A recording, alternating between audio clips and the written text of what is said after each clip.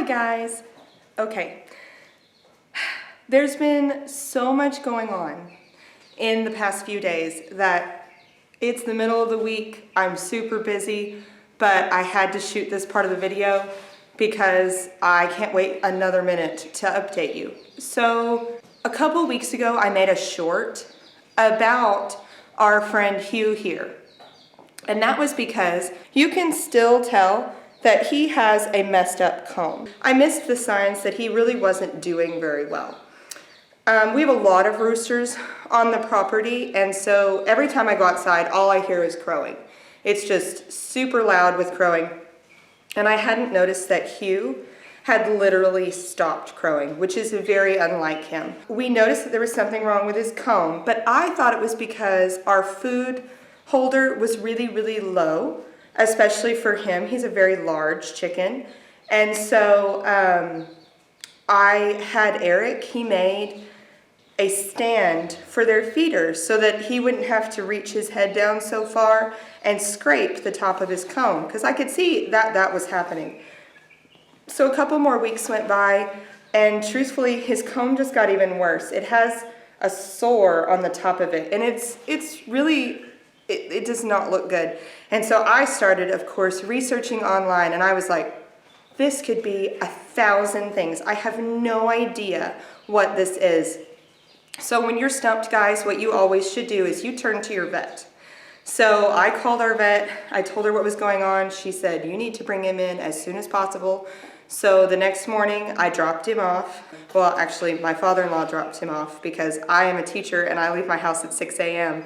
And believe it or not, the vet is not open and taking customers that early in the morning. So my very sweet father-in-law dropped him off. They examined him. And I was so worried. I thought, something's wrong, he's sick, they're all gonna be sick. He was just the first one. So I just worried all day. And she finally called and she was like, okay, we've looked at him. He has a sore in his mouth that has gotten infected. Well, no wonder he looked like he'd lost weight. He was not looking good. He wasn't crowing. Well, obviously, because he was hurt. Guys, I have dealt with quite a few different. Most of the time when I administer medications, pretty much the only way I do that is by putting a powder in their water. And this is the most practical way to administer medications to a large group or a whole flock, right? So you would get a powdered medication, you would put it in their water, you would provide it for all. You might get to administer medications with a pill. And I was like, you want me to give this huge rooster a pill? Now, he's a sweet boy. I mean, he's been sitting here listening to me talk.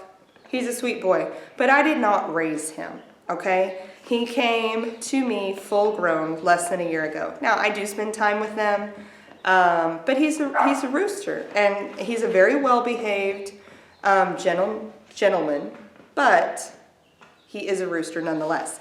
So, pills. How do you get a pill down a rooster? Well, guys, we're about to find out, okay? So what I'm gonna do is we're gonna try to get his mouth open and get this pill down him. Now, I have heard if the pills are really small, you could stick them in a raisin. But I'm gonna be totally honest with y'all. I'm in the shop because it is dark outside. And I got home to my house after dark from work. And I did not stop to pick up raisins. It's one of the reasons I'm filming this, because it may be the only time I actually, myself, put a pill down in. So, what I'm thinking of doing, I'm going to wrap this towel around him to try to kind of secure him. I'm gonna make a chicken burrito. And hopefully that will keep him from being able to get away from me and kind of make him feel secure. All right, chicken burrito.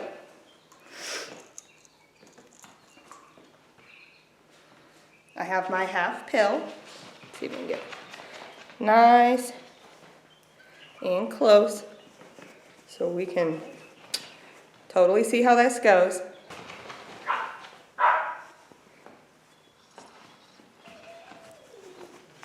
Oh, he did it! Oh, you good boy. All right.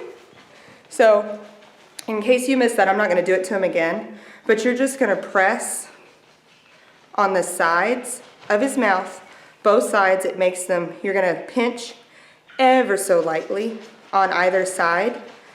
You press together, they open their mouth, you kind of stick a finger in to make sure it stays open, pop that pill down their throat, and he's such a good boy. Yes, he's such a good boy.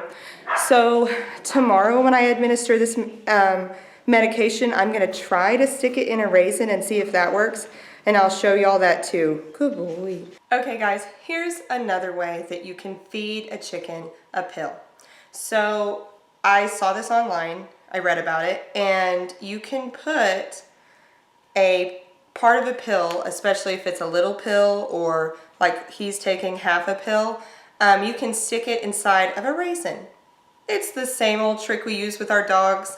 You know, you cut off a little piece of hot dog, you stick their pills in there, you wrap it in a piece of cheese, you do whatever. You trick them into eating it themselves so you don't have to shove it down their throats.